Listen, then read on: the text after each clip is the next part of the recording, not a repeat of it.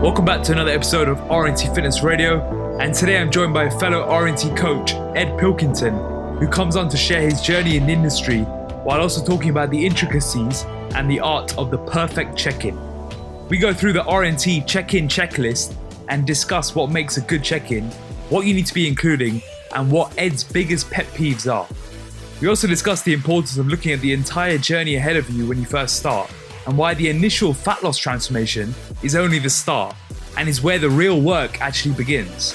If you want to get into shape of your life for life, you have to nail the consolidation period and then put the hard work in during the investment phase to truly accomplish not only your ideal physique, but to have a real lifestyle solution to go with it. This is a big episode and I can't wait for you to listen to it.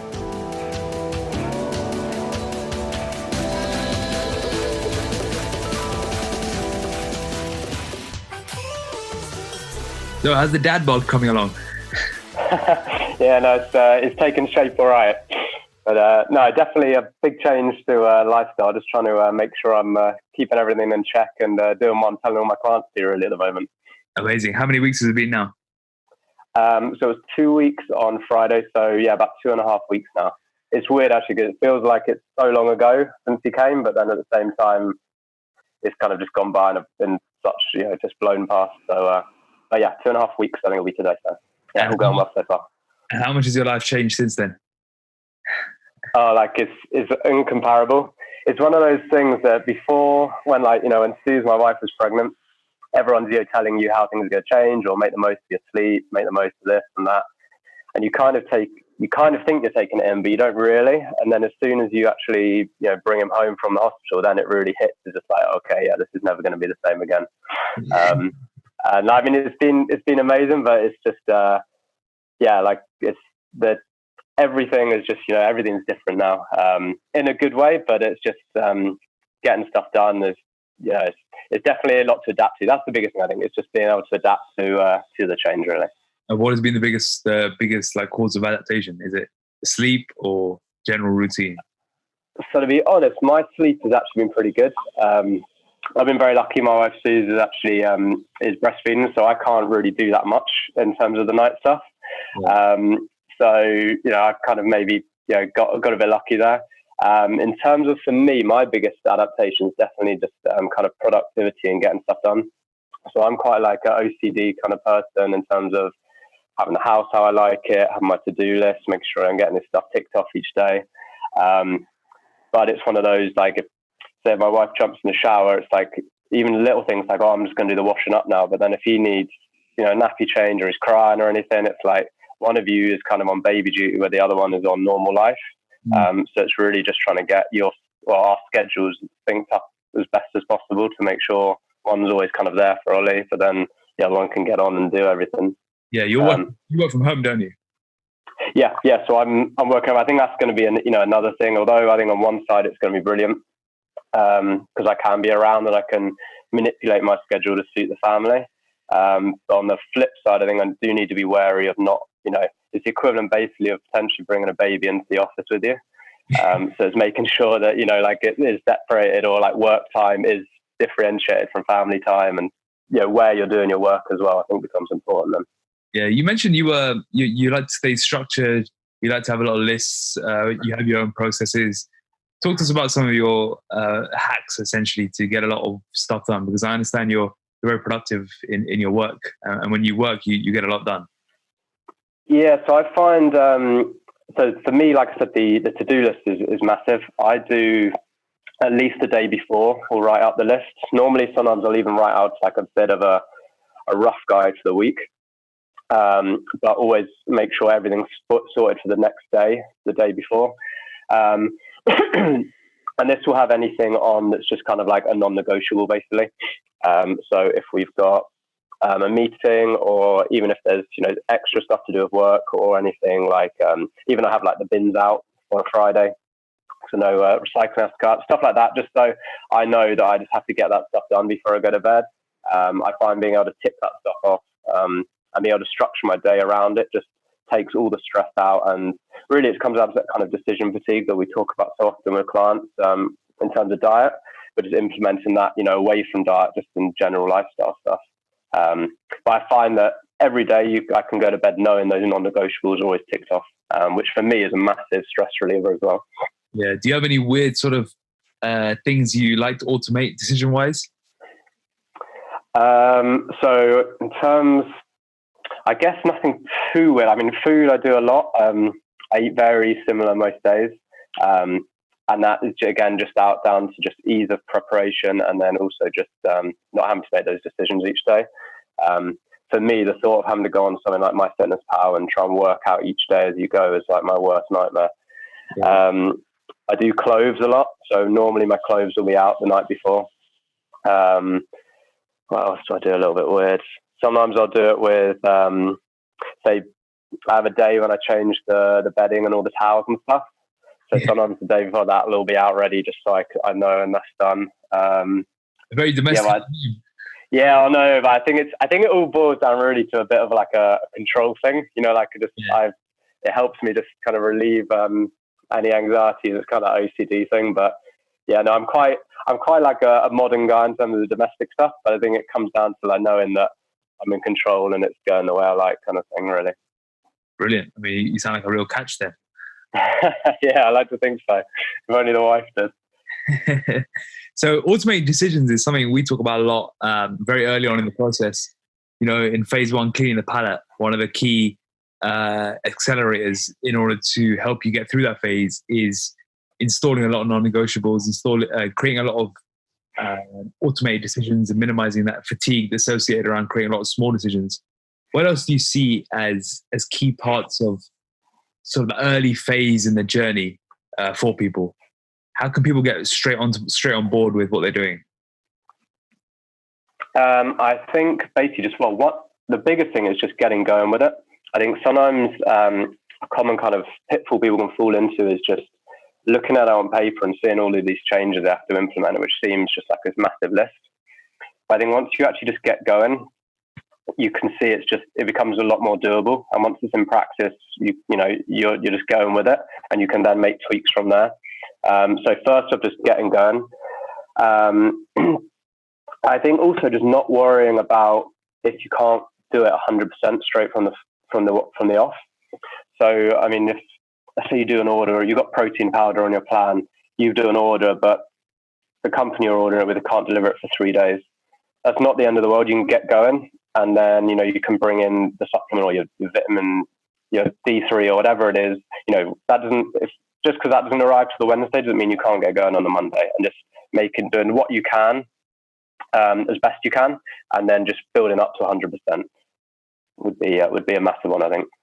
Yeah, I think there's something to be said for never waiting for the clearing.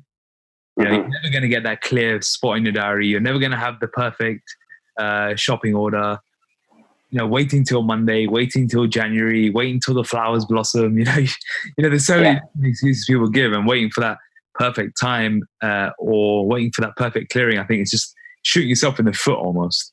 100%. And also, especially if you're doing it in terms of a full diet, like say you want to do a transformation, you want to do a photo shoot, you think, even if you want to do a relatively short, like 12 weeks, it's not that often that you would have 12 weeks with nothing planned. There's going to be someone's birthday or some event or something. So waiting out for this perfect 12-week or 20-week, whatever period to happen in your life, this isn't going to happen. So you just need to get going and just get on with it, really. Yeah, and it's self-defeating as well. If you're only going to do this when you've got a quiet period in your life, what's going to happen when you're busy and you've got social events all throughout your calendar? So the real art is learning how to do it when you have got things in life going on, which for most people is all the time. Yeah, no, exactly. And if you want, they're going to have a coach to help, guide you through and help you at these times. Their value is going to be highest at the times when you've got the most challenges and these things you need to work around, aren't they? Exactly. So that comes back to, if you're working with a coach, being open in your communication channels with them and telling them what your challenges and obstacles are, so your coach can work with you to navigate around it. Which segues nicely into talking about the check-in and talking about what you'd expect from a client in order to maximize his communication channel. Because very early on in the process, if you don't master that communication channel, then it can become very difficult in order to get things in motion. So what are you expecting from your clients here to be able to get the most buy-in into the journey and then accelerate their progress at the beginning? I think the absolute vital is that you are checking in and communicating. I think, like the plan that comes, it sounds so obvious. Actually just check in. Yeah. I mean, like it sounds so obvious and basic, but I mean, the initial plan that gets sent out is obviously it's personalized and everything, but it is just that initial plan, and it's then from those communications how it's then tweaked and molded to the individual that really is going to create the success. So making sure that you're not just taking that initial plan and then just trying to run with it, and actually receiving the coaching. And then in terms of that, also making sure just that check-in is then coming in, at the right time. Obviously, you want to get the most out of the service from the coach, and the coach is obviously going to have time slots dedicated for, different blocks of clients, whatever. So for them to be able to give you the most time and the best value, getting that check-in on time is going to be massive. From there, I would then just say making sure that you're then just providing all the information that your coach has asked for, both in terms of like quantifiable stuff and in terms of how you're tracking your progress, gym performance, adherence levels, but then also just giving that kind of personal side of how you're finding that. I mean, if I just send you a check-in just then, yep, like, I've shown that my adherence is perfect to the diet, but giving you nothing else, you could either, you might assume I'm just finding it really easy, where in fact, if I'm really struggling, I may have adhered this week, but that I haven't given you the opportunity to maybe help me adhere in future as well. Whereas if I'm really struggling, I may do perfect one week and then really fall off the next. Whereas if you had known that, you could have tweaked things or, made some changes there. Yeah. I think that's a really good point. And that last point is that it's avoiding the whole please find attached syndrome, where you might get a person who just ticks all the boxes, but doesn't give you anything to really work off. And I think what would be good right now is to actually go through our check-in checklist. So I've got it out in front of me. I'm going to read it out. I want you to just expand on any points that you feel might be more beneficial for the clients to understand. So we touched on the first one is, am I checking in on time? That sounds super obvious, but like Ed said, and like you said, I'm speaking to the clients there, but like, you've got time slots in your diary allocated to this. And if you want to give the best possible service, it helps if the check-in comes in on time. Yeah. And plus, if the client is getting a weekly check-in, if you're checking in 3 days late, yeah, you're getting it, that's a week and a half that's gone by. If changes are needed, by the time you've then picked up that email and then implemented the change, it might be, say, 5 days into the next week, and you've lost 5 days where that change could have been implemented beforehand. So it even just ensures that you're basically you're getting the information at the right time as well. I think it also says a lot about your internal commitment to your journey of self-improvement. If you're not 100%. checking on time, you're basically telling yourself that you're not important. Mm-hmm. Yeah. So number 2 is, am I asking a rapport building question? So yeah, I think this is massive for maybe. I think when you initially sign up, I think you think the obvious things to maybe really value is the real, like, the direct training and diet stuff.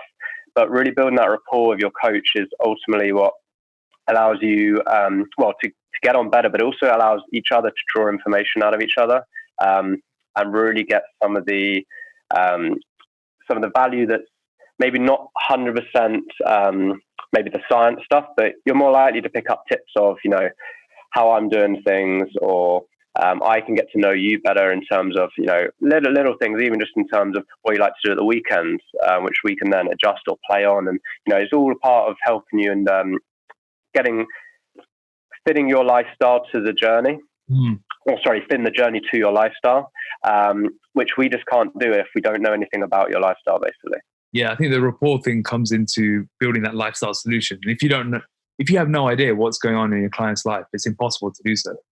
And without that rapport, there lacks a certain element of trust, which is so important in a coaching relationship. Yeah, no, 100%. And then that leads on to the next one is, have I injected my personality and am I developing and nurturing the coaching relationship? Yeah, so exactly. And the better we get to know is, similar to rapport, the better we get to know the client, the better we can, one, adapt the plan, but also deliver it across in a way that's going to be effective for that client. Different people need different things, even if we're both, one person may be, need a kick up the arse, the other person might need a hand around the shoulder, but you don't really know, how to coach the client if you don't know, their personality and things like that. So enabling us to really individualize that coaching massively comes down to being able to understand the client as an individual. Yeah, I mean, that comes down to the 7 bases of online coaching and knowing at, to, where, when. Yeah, exactly. Which one to implement at what point. Yeah, for sure. We'll touch on that in after this checklist for sure. Just to carry on this one, the next one, number 4, will be, have I attached/linked my required information? Yeah, so, checking in or, sending an email is great, but the coach still needs to know the basic information that they've asked for. And without that, although, you can build a great rapport and things, but we do need to know, how, however we're measuring your progress, we need to know those metrics. We need to know how you're adhering, how all that stuff's going. So anything we ask for is for a reason. So we need to make sure that we are receiving that. Bang on. Next one is, have I discussed my week's adherence? Yeah, I mean, this is massive because obviously adherence is obviously what everything's going to come down to. You can have the best plan in the world, but if adherence isn't on point, then it means nothing. So again, it just helps us adapt the plan to suit the individual. Because like I said, you can have this perfect plan, but if it's not suiting that individual, adherence is awful. It'd be better to have a plan that on paper doesn't look quite so good, but that they're able to nail each week, which obviously we can't do if we don't know how well they're adhering. Yeah, I mean, like you said, you can write the perfect email, you can ask all the rapport-building questions, but if you're lying about your adherence or you're not even it doesn't matter. And this is something, like we've all been doing this for, like training clients for quite a long time. So, when people, there is no point in lying because, we kind of know what to expect in terms of metrics if adherence is good. So, it's always going to be better just to be honest, even if it is, initially feel a bit embarrassing or anything like that. It's not like we haven't heard, people going off plan before, and it enables us to actually deal with the real issues. Yeah, and it shouldn't be embarrassing. If you're having problems with certain areas of adherence, then that just means that we need to look at a different strategy for you. Maybe the system you've got in place right now isn't the right system for you. So without telling us if the adherence is poor, we're not going to know how to make it more adaptable to your lifestyle. Yeah, no, exactly. Which brings us nicely on to the next one is, have I discussed any challenges in the past week and coming up in the week ahead?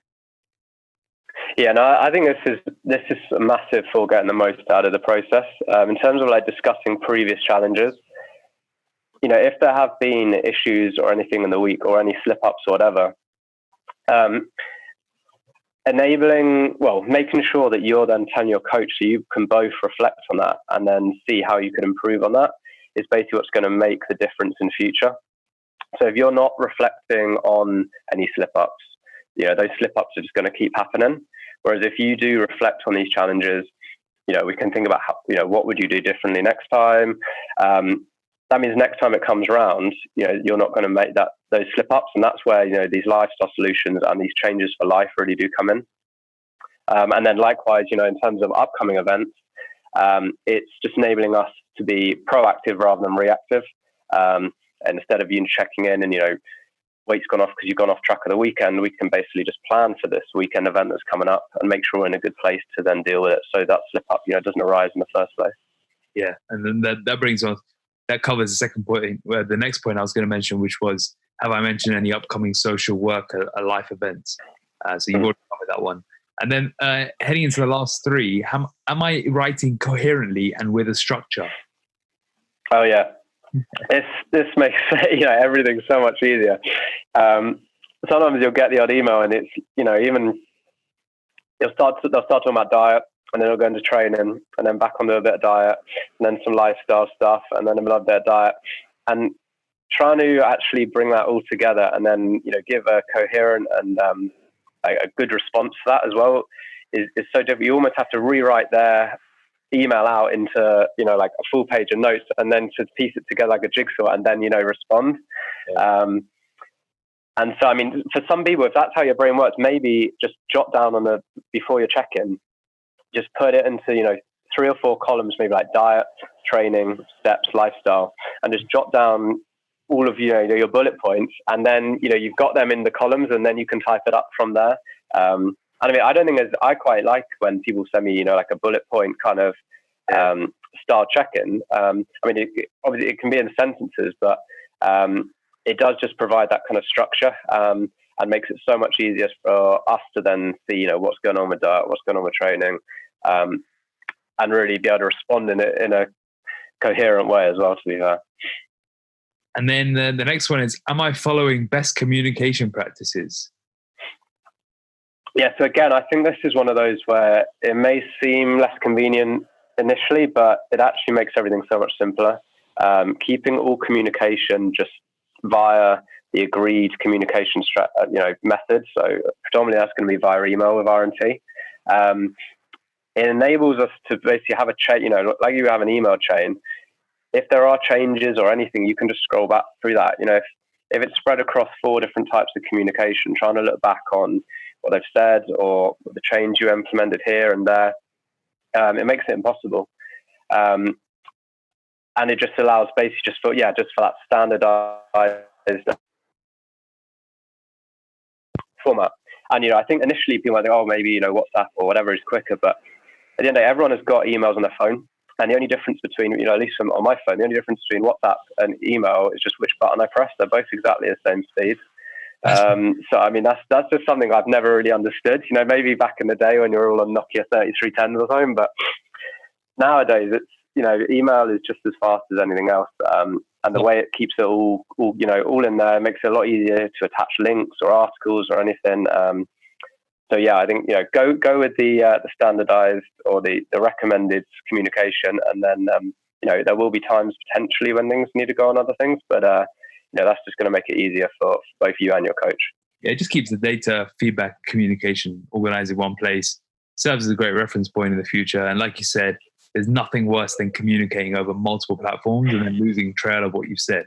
So going with the agreed format, which 90% of the time will be email, and then if necessary, there's always other options should that not work. But for the most part, email works perfectly fine and it delivers amazing results. So, plus, if your coach is recommending whatever, probably email, whatever type, it's probably because that's how they work best. And if I was paying for someone a service off someone, I would want them to be giving me the best service. So I'd want them to be on their best method of working. Exactly. Final one. Am I being completely honest? Yeah. So I guess this comes down to, like the adherence thing, we can help, but we can only help if we know the truth. Otherwise, you can put on a facade and, say, been gymming it, hitting all my sessions on diet, but it's almost like then we're coaching a fake person. We're not actually coaching you. So and like we said, we touched on with the adherence, there's nothing embarrassing about, having a slip up or anything. We're here to help, help with this process, but we can only help if we actually know what's going on. Otherwise, like I said, we're basically coaching this fake person that you're pretending to be. Yeah, bang on. I'm going to drop some rapid fire questions for you here on the check-in. Okay. I'm going to pretend to be a client, and you're going to you act as Ed. Okay. Okay. I keep messing up. Is there any point in checking in? Yeah, 100%. I would almost argue that when you're messing up, the check-ins are even more valuable. This is when we can, like we touched on before, reflect on what's gone wrong. So making sure, basically going back and revisiting the situation, seeing how you acted, what the other potential ways of dealing with the situation were. This then, one, prevents it from happening in the future. It also enables us to regather your thoughts, get back on track, focus on the goal again, really kind of remind yourself of your why, and then get things going again, whether we need to make changes, whether it was just a one-off slip-off, we just need to get you going again, or whether there is issues with the plan that we need to, change to make it easier for you to adhere. But I would say, if you're going off plan, that is the time it's 100% even more important to be checking in. I have no time to check in. Any ideas? So, basically, make time. Your time comes down to your priorities. If you are you've signed up because you want to prioritize your health, your fitness, your physique, improving your lifestyle. You're not going to be able to prioritize these things without making them a priority in terms of your time. A check-in realistically, it's not going to take more than 20 minutes. So, putting this aside, I would look at if you really still feel like that you just have no time at all, look at what time you're getting up, look at what time you're going to bed. I would also map out your day. You can even do this in your calendar, say on your iPhone, block out, even if you're working, you still got hours around there or, lunch breaks, things like that. And block out where this time is. If you're clearing a box set of Netflix a week, you have time to do that. If you're on Instagram an hour an evening, you got time to check in. That's bang on. And another question which always comes up is, what is your biggest pet peeve on a check-in? My biggest pet peeve, to be honest, is late check-ins. So as I find now, my kind of tolerance for lateness is, it's one of my pet peeves just in life, let alone with check-ins, I think. I think I used to be quite bad for this when I was actually younger, but as I've kind of grown older, I kind of now view there to be very little excuse to be late for things. Especially, with a check-in where it's the same time every week, you kind of know it's coming up.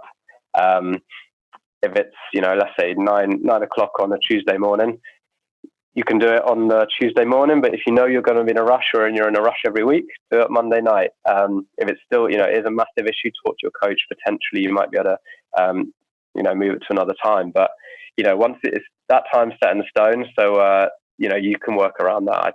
I think, obviously, things can come up, if your kid ends up in hospital or something, then, that's totally understandable. But regular late check-ins, I'm not sure there's an excuse for that, really.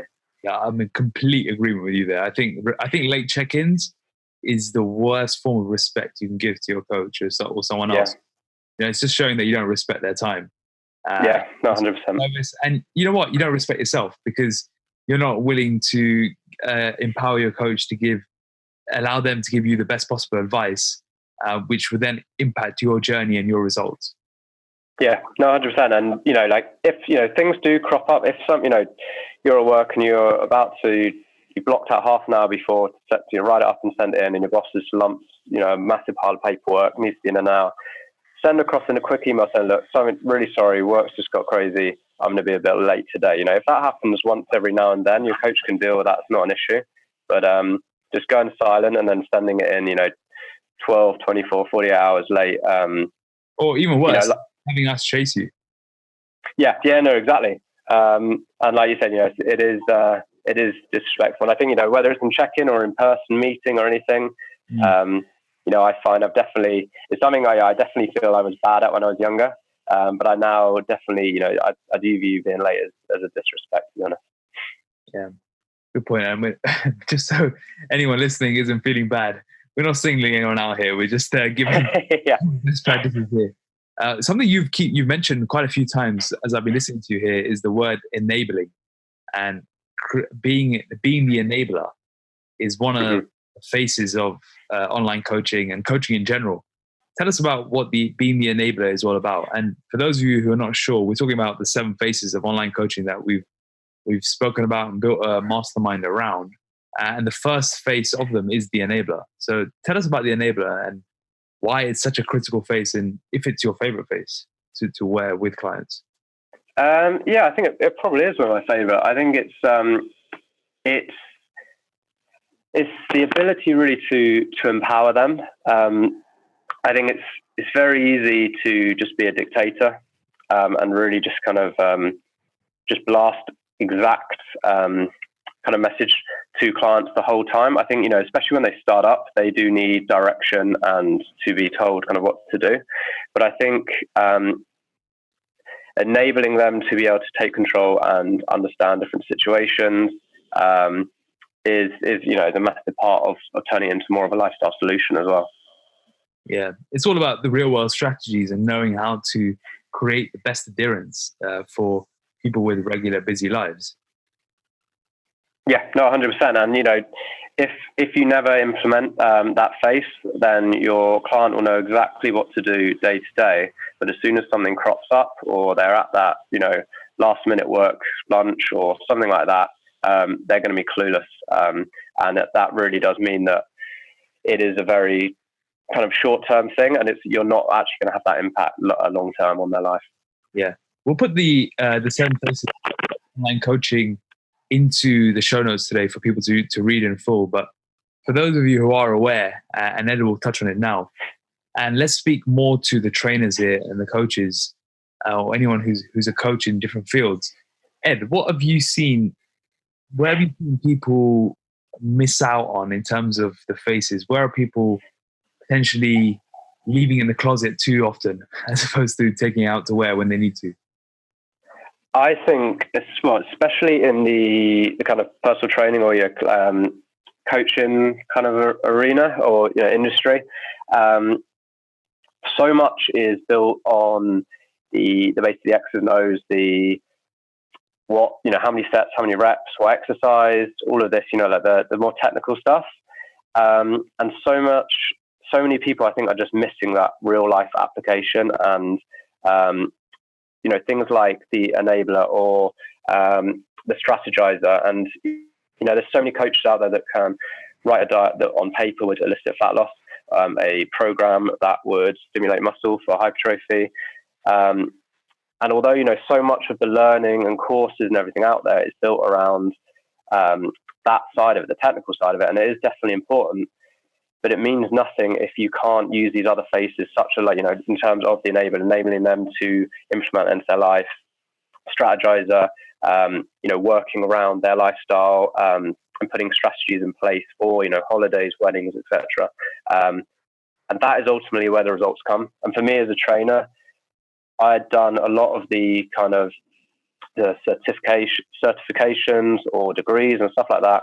And, on paper, my book knowledge was good, but it wasn't until the application to real life side of things I was able to build that up, that results actually came. And I think that's a massive thing that's basically limiting trainers from getting results in the real world. I think so many trainers can get results with this fairy tale client on paper, but being able to do that with real life clients, that's the key, I think. And that's where basically they might have that one mask, but until they get the other masks, that's really where it's going to get the results in real life. Yeah, it's bizarre how almost every single course out there is all focused on making you a better trainer, in inverted commas, with regards to getting you better at writing programs and writing diet plans. But I don't think there's any courses out there teaching you actually how to apply in the real world and wearing the other 6 faces. So learning how to write a program is 1/7 of the equation. And 100%. And it is crazy. The amount, and I'm not aware of any, of those kind of courses, and the amount of money and time I've spent on learning stuff is so much technical stuff that goes way beyond anything that I've ever even used with a client. I was reading stuff about French contrast training and things. All these really 1% of things, or if you're training the All Blacks or something, you might need in a week before a match. All these little things. But when you're on the gym floor with 50-year-old client who's got bad back and works at a desk who just wants to lose some weight, that stuff is useless, and it's the other 6 faces that are going to be the difference between getting a result or not. And not once you've got that basic book knowledge, it can be interesting, but I find now when I read and listen to stuff about that side of things, it's more for my own satisfaction and my own kind of thirst for knowledge, rather than actually ability to help clients. And I think it's those other 6 faces that my ability to bring up those other 6 faces is really what translates in actually to better and better results. Yeah, brilliant. And I completely agree. And it's probably why in our team meetings, we rarely talk about program design or diet manipulation. Mm-hmm.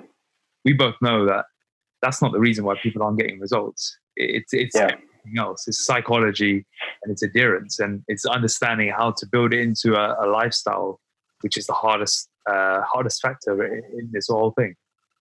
Yeah. And on that note, what? So speaking of psychology and speaking of lifestyle, where should people, and not from a trainer now, from a client or anyone who's on the journey themselves, what should they be diving into at different stages of the journey in order to maximize their chance of success? In terms of kind of in terms of their mindset and things? Yeah, mindset, psychology. What tools can arm them along the way? For example, at the beginning, you discover you mentioned earlier, you connecting to your why would be the first thing you do. But along the way, how do you keep that strong level of underpinning continue through your journey?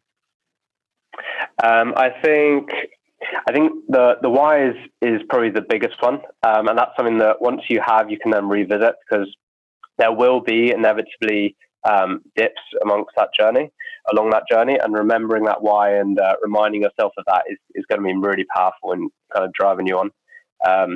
Once you've connected to that why, any temptation in terms of either being lazy or going off plan doesn't seem as tempting when you then compare it to your why. When you remember why you started this, that slice of cake or skipping that gym session just doesn't seem worth it. As well as that, I think building accountability is massive. If you keep it, and it can be, I think, tempting to try and keep it a secret, and you think, I won't tell anyone about this until I've got my 6-pack or I've got my results. But if you can tell people as soon as possible that you're getting going with it, you can build that accountability, because that other people are expecting you to be doing this. So I think telling friends or family, or you can even just, if you're brave enough, you can announce it on social media. But then knowing that other people are expecting that then brings that accountability and really stops you from dropping off when it gets hard, I think. So that's a massive kind of mental thing I think you can do as well. Beyond that, I think making sure that you just have a support network as well. Whether that be, I think you're going to get the most out of a coach because they're going to be able to give you the technical side of things, as well as the support from emotional side. But even, making sure that you've got friends or family that are not only aware, but, ready to support you. And I think once you tell people you're doing it, not only telling them what you're doing, but also the why behind it, then enables them to really help support you. And having that support network behind you is obviously just going to make the process easier as well. For sure. So Ed, you've dropped a lot of wisdom so far on this podcast. So we haven't told the listeners where Ed Pilkington has come from. Like, where have you been in the industry? How did you even get started in this game, and even how you started training? So let's give a bit of background into who Mr. Pilkington is. Okay, so I guess let's start with training. So in terms of training, I wasn't even really sure about this until I wrote my blurb for the website, actually. So a few months ago, just trying to think about where it all started, and it kind of came back really from when I was 13. I had some trials at a rugby academy, and I was at 13. I was the same height I am now, so I'm just shy of 5'10". So I was like quite a big kid. I turned up at this trial. There was 50 boys there, and I was like the second smallest one. And I didn't get in.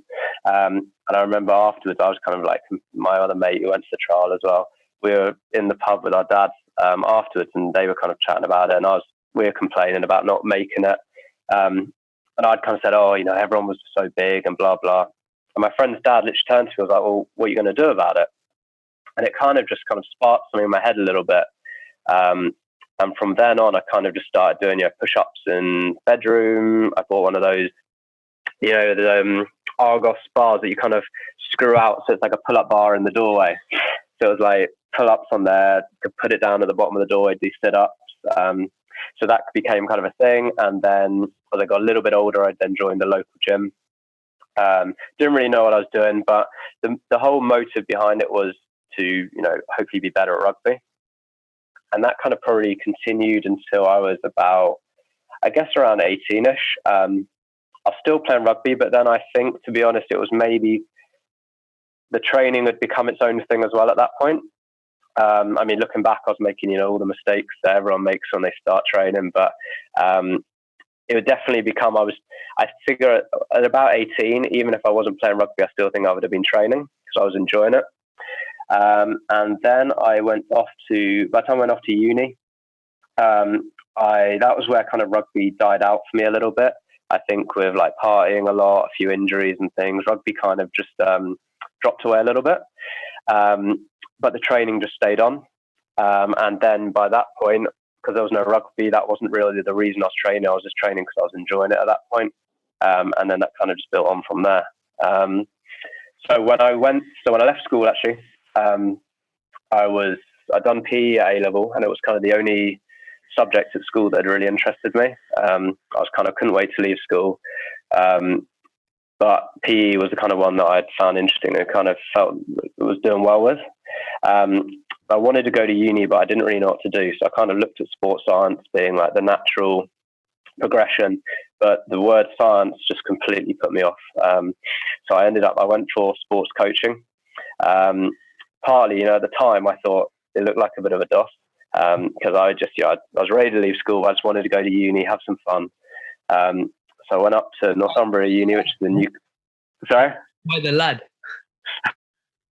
Yeah, that was definitely the mindset at the time. I went up to Newcastle, which is amazing city, especially if you're going to be a student up there. And like I had a great 3 years, but to be honest, like it was kind of a DOS in itself. And about a year and a half in, I was loving living up there, but I kind of thought to myself, maybe you are wasting a bit of time and money, because the degree I didn't think was worth too much. So I thought, right, how can I get a bit more out of this my time here? So in the summer of my second year, I signed up to do my PT qualification. So I did that over the summer, and it was like someone just flicked a switch in my head. I just absolutely loved it. From just kind of not being that engaged at uni, suddenly I was just so on it. I was getting up early before this was in the summer holidays. I was doing the PT qualification. I was getting up early to read the textbook before, heading in for the day of learning. I was just loving it. And the guys, the tutors, just kind of I just found them really engaging, just really inspired me and just kind of lit that fire in me. And then from kind of going out partying loads in second year, I wasn't really going to many lectures. That was the summer of second year. Went into third year. I barely missed anything at uni. I was really on it. And it was just like a complete mind shift change for me. So I then finished third year. So I finished actually with got first in sports coaching. But at that point, really realised that the PT side of things I just enjoyed so much that I wanted to go down more that kind of trainer route. So I looked into then a master's in strength and conditioning. So I thought I could combine that kind of sports coaching side of things with the PT side. So I then went up to Edinburgh University for a year to study the master's in strength and conditioning. So got up there and went to uni. All got going there. It was great. And then basically realised I was paying quite a lot of money for this master's, but it was like 4 hours a week. And realised, as much as I was getting, knowledge out of it, I could definitely get a lot more out of my time up there. So I basically signed up for some internships. So I interned with Scottish Institute of Sport. I did a short intern with Scottish Rugby, and then I did a full-time internship for 9 months with Edinburgh Rugby. By the end of my master's, I was finished that in the summer. I was still with Edinburgh Rugby, and they actually asked me to stay on. And so the plan was kind of potentially to stay up in Edinburgh and be an assistant S&C coach. But Scottish Rugby in the end, couldn't find the money. That kind of got pulled a couple of days before I was supposed to transfer from intern to employee, which was a bit gutting at the time, but I kind of thought I wouldn't worry too much. Thought I've got this master's, I'll be sweet. At that point, my girlfriend, now wife, Susan, got a PGCE down in Oxford, so we moved down there. And I kind of thought, all right, I'll just get going with whatever is down there. But I think I kind of went in a little naive. I kind of thought, with the masters, I've got a degree, or I can get whatever job I want. I'll apply for Manchester United. I'll apply for England rugby. Who's not going to want me? Kind of came crashing down to earth a bit, because I think maybe what I was annoyed about then, but I can definitely see now is people want some experience, and you can have all these letters behind your name, but it doesn't really mean too much. So at that point, I started PTing. In my head, I was like, you know what, I'm just going to do this just to earn a bit of money until I can, get an S&C job. This was pay the bills. So I was working part-time at Oxford Brookes University as a PT. And then I was also working part-time self-employed at a gym in Oxford, known as the Athlete Centre, which is this great kind of private facility. S&C, it has a kind of CrossFit side to it as well. And I was kind of balancing that until I could basically build up enough for client base. So I dropped off Oxford Brookes, and then I was at the Athlete Centre for about 3 years there. So that was really where I was a big part, looking back, kind of where I grew as a coach massively, because I could actually put in hours of practical experience alongside the theoretical stuff that I'd learned. And yeah, definitely developed as a trainer there. And that's really where I kind of, the switch kind of came in my head, where I was always thinking of that as a way to then get into the S&C world. But I really, that was where I really started enjoying working with, general population, saw the difference you could actually make with them. It also kind of gave me a bit of more of something to compare it to, whereas, the world of S&C, especially if you're the professional sports team, the pay is awful. You've got no job stability. So often, if the coach moves, I was at Edinburgh for one season. The S&C coach got cut. He was gone, or demoted. Some other coaches got cut, and it was just especially as you grow up, having some stability in your life, I think, is so important. So that's definitely where I saw more value in the personal training side of things. And then it just built up from there, really. That was kind of how I got into it, and ended up down the personal training route. Yeah. Awesome. So, and you also did some personal training in Dubai at a private facility. What was it like experiencing a whole different culture in personal training? What was the differences you found between the two countries? It was massive, to be honest. I'd been at the Athlete Centre in Oxford. I'd been there for 3 years. So I'd built up a good client base. I was very comfortable there.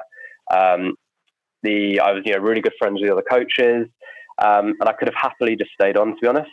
Financially, I was in a very good place. I was enjoying it, but I was kind of really scared of standing still, or not progressing in terms of like my knowledge and getting better as a coach. I felt like I was almost a bit too comfortable.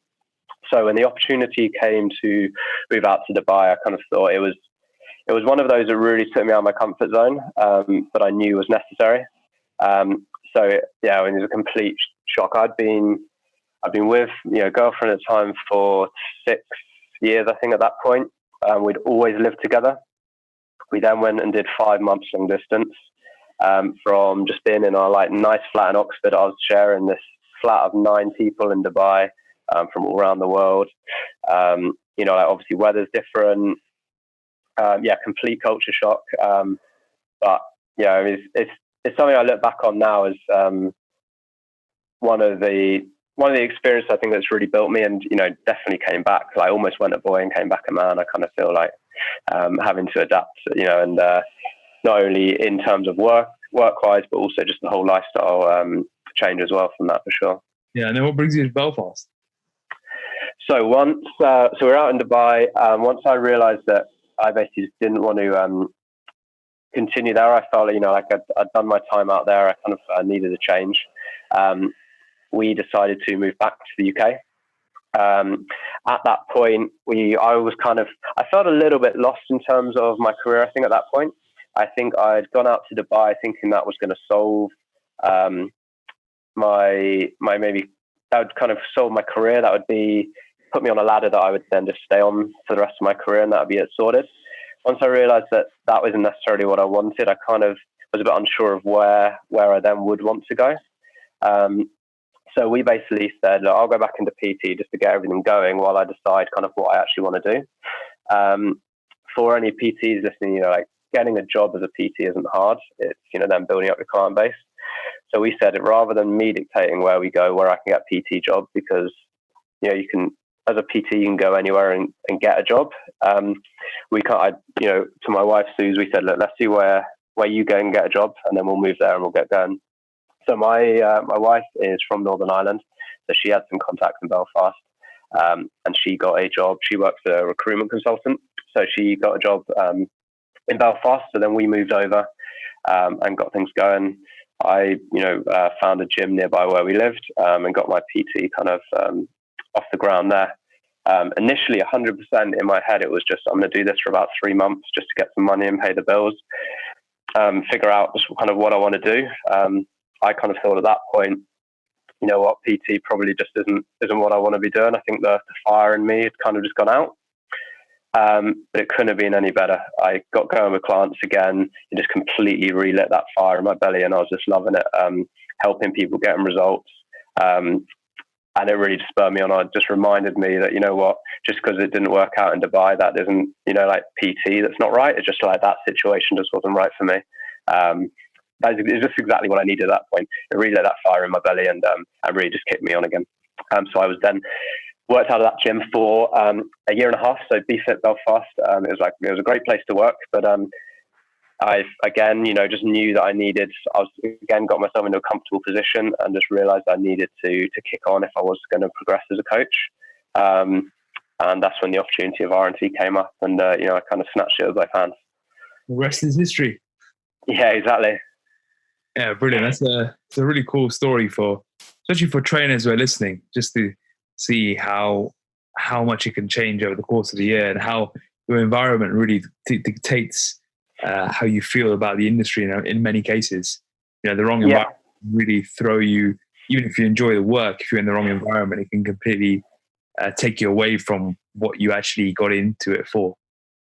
Yeah, no, 100%. And I think I kind of think about sometimes in my head as like a bit of a football analogy. Like if you're a footballer playing, like let's say in the Premier League or something, you get a transfer request to go to Real Madrid. You jump at the chance and you go for it. Just because then, things don't work out and you don't like playing at Real Madrid, that doesn't mean you need to quit as a footballer. It just means maybe you need to move back to the Premiership and go to Man City, or do you know what I mean? Like it's at the time you think, oh, well, if that's not worked out, maybe this isn't right for me. But in reality, like you said, it is just that environment and just finding what works for you and what you want to get out of it. Yeah. Just for circling back to how we started this episode, what is the number one tip you'd give to any client on their transformation journey now, on their way to their first checkpoint? On that first checkpoint, so if you're on the way to first checkpoint, you've got going, you've had this, massive motivation at the top. You've had some great progress, but you're probably in this point where the start seems a long time ago, and maybe that first checkpoint isn't quite in view yet. And it's basically you just got to keep going. I know it sounds simple, but it's easy to get kind of that first block. You've got that amazing motivation from when you first get going, and at the very end, just before that first checkpoint, you've got that kind of light at the end of the tunnel. You can really see, you're seeing all of the results from all your hard work. You can see that consolidation period coming up. In the middle bit, it can feel like it's going to be, you're kind of stuck in that gray zone. This is really where the results happen. If you muck around in this period, when you don't get to go to that consolidation period, this is where you've just got to grind it out and just focus not on the results. And it's easy to want to look at the scales or the circumference measurements and really go off everything off that. You just need to wake up each day. And the way I, said at the beginning, I use a to-do list each day. Put steps, training, diet on that. And you just need to tick that off each day. Because ultimately those days that you're ticking off, once you add them up, that's what's going to then produce that result. And you do that for a few weeks. Next thing you know, that consolidation phase is visible. There is the light at the end of the tunnel. And you just need to grind through that middle period. So just remind yourself of that why. Remind yourself why you started this, what's driving you, and push on. Because in 2 weeks' time, you're going to be in a completely different place. And then similarly, in consolidation, what do you need to be aware of, and what is the main aim of this period? So I think the biggest tip is the consolidation period is not the end. So this is something I've done failed at previously.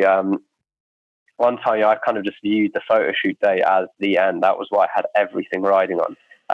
It's actually, I was out in Dubai, and my wife moved out to join me in Dubai on the day of the photo shoot. So for me, this was like something that I would just put on this day. I'd put on this pedestal for 12 weeks, and I just couldn't wait. I was like, wife's going to move out to live with me. Photo shoot, I'm off this diet. And it basically just meant that I'd built up this day that it just felt like once it was there, I gave myself this mental free for all. And I, binging, and I just undid all of that great work that I did. I made myself feel like crap the whole time. And it really set off the spiral that I think took about 3 months to correct, to be honest, of just binging and purging. Not physically, like making myself sick, but in terms of like with really heavy restriction in the week, loads of cardio, and then just blowing out like crazy at the weekends. In Dubai, there's this kind of brunch culture. I'd get to the end of the week and be like, I've dieted for 12 weeks. I deserve this all-inclusive brunch and all this, which is just the worst thing ever. Like the consolidation phase, you've hit your first checkpoint, but your journey is not over. You're still definitely on that journey. You haven't got this free pass. This is really where you cement. Say again, sorry? Hard work begins here. Yeah, no, exactly. And that's the thing. This is really where you're cementing those amazing results that you've got that allows you to then kick on. Because if you then want to then progress, whether you want to go into a muscle building phase or really focusing on like really nailing the lifestyle solution side of things, you need to maintain these amazing results. Otherwise, in 3-4 weeks, you go back to where you were at the beginning. And then you've got to start again before you can, you're not doing this for one photo. You're doing this to be in shape for the rest of your life and, make the lifestyle change. So yeah, just really understanding that although, things, your food may increase, your steps may reduce slightly, et cetera, you're still on plan, and you need it, there's no hall pass at this point, you can reverse all this hard work very easily. Yeah, there really does need to be a paradigm shift around taking the onus away from that first checkpoint and just viewing it as a checkpoint as opposed to the end point. And then using the consolidation period as a platform to then move into the investment phase, which is where you decide, okay, am I going to build muscle, or am I just going to get really good at maintaining this for life and your unique lifestyle? Yeah, and get excited about that next goal. If you are coming up to your consolidation phase, get really excited about being able to then move into that muscle building phase if that's what you want to do. You can start thinking about that, start talking to your coach about that, because that's really what's going to be your motivation to then really nail that consolidation to then be able to move into it. If you've worked really hard to get lean and then you blow out and get fat again, you can't enter that muscle building phase because your muscle, your body fat's going to be too high. So before you can really have a productive muscle building phase, you're going to have to then pull that fat back off again. So, if you want that muscle building to be as effective as possible, you need to nail that consolidation, set yourself up optimally to enter that muscle building phase. Yeah, you've got to include the consolidation phase as part of that extreme rigid period of time. And it's just so critical. We can talk about it every single episode. It just needs to be done because that period is so critical for essentially giving people what they want, which is for most people, they want to be lean year round. They want to be healthy. They want to feel the benefits that they gain from being lean all the time. And in order to do that, you have to nail the consolidation phase. Yeah. And when you look at, people's application forms, when they're talking about their goals and things and their whys, it's, as well as the purely aesthetic side. There's also that the people talk about the health benefits, setting a good example for kids, etc., etc. None of those, the health benefits and the setting a good example and stuff like that. If you get lean, to spend 12 weeks, get lean, and then just go back to your old ways and get fat again, you're not getting those health benefits. You're not setting that great example for your kids. So all of these goals, there's so many more goals beyond just getting that one photo. And the consolidation phase then is vital in order for you to achieve those goals and, set the example, improve your health, et cetera, which is what people are coming for. But I also think that's where in the industry, transformations, I think so many people have a kind of a bad opinion of them or look down on them, that's not sustainable and this and that. And it's nothing to do with whether transformation is sustainable. It's not. It's because, at least to my knowledge, there's no one else out there aside from RNT who are putting such an emphasis on the consolidation. Yeah. I think so many people, are wanting to get their client that before and after photos so they can put up on their Instagram and promote their business. But I haven't come across anyone else who put the same emphasis on consolidating and really making it a lifestyle solution rather than just a cool photo to look back on, look on how ripped I got at this point kind of thing. It's so true. And people that put down transformations, like the before and after fat loss periods, are generally the ones who don't get results. Yeah. You know what I'm saying? But, in order to get long-term lifestyle solutions, you have to start with a transformation. You have to start with a leaning phase, and you have to create the structure, strategies, systems, habits, routines. And the only way you can do that is to take yourself through the depths of a transformation. And then after that, you shift gears into consolidation. You have to nail that consolidation. And then you're in a position to invest in yourself to build the lifestyle solutions that you really want. And that's what makes your transformation that you started with sustainable for life. And that's how you get into the shape of your life for life.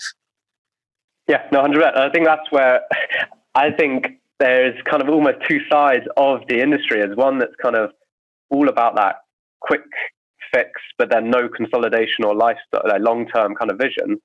And there's the other side, I think, where there's trainers that are so against that. They're all about this as kind of lifestyle solution, but without that initial changes to their lifestyle, one, there just never is a change. And also, in terms of like clients just don't see any results and then they just give up on that. And so unless you kind of bring both together and like you need to implement those big changes, but then also look beyond the 12, 16, 24, however long that initial checkpoint is to then consolidate and then make that a lifestyle solution for sure. Amazing. And on that note, do you have any parting words to leave the listeners?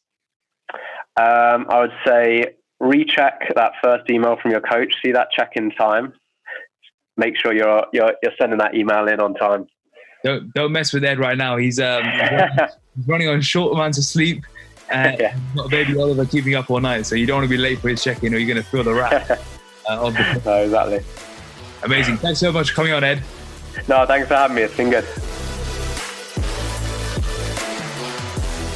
Thank you so much for being here today on this episode of RNT Fitness Radio. I'd love for you to do a quick little favor for us. Please head over to iTunes and give us a 5-star rating, leave a comment, and share it with your family and friends. If you're interested in learning more about how to transform your body and positively change your life, go to www.rntfitness.com and explore all our free content on offer. Thank you.